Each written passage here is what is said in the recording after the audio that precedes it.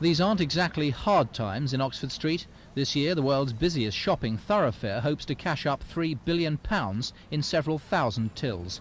The big stores with world-famous names moored permanently along this river of retailing still survive, but alongside, smaller fries getting in on a lucrative act. Shops more accurately described as bazaars, selling vast quantities of merchandise from every available square foot. The cash may continue to pour in, but Westminster Council believes Oxford Street is in long-term decline. Some of the shops are getting rather tatty. People think the environment is unpleasant for shopping. There is general concern as to whether Oxford Street has a future, and we're determined to see that it does have a future. Only 1 in 4 shops has the same occupant it had 16 years ago. One of the main reasons are the colossal rents. In 1965 they were £14,000 per shop unit. In 1979 it had increased to £200,000 and today it's around £125,000.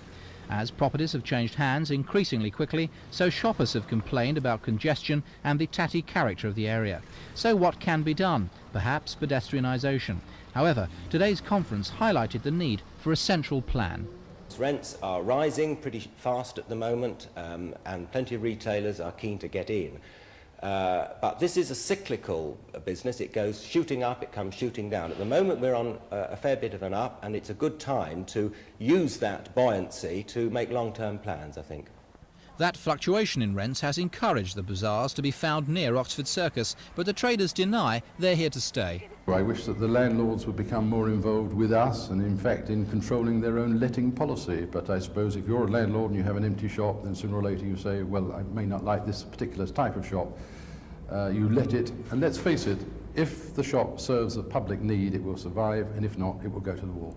The current weakness of the pound is a further boost for the retailers because it creates a 30% price reduction for the tourists who alone spend £500 million in these shops.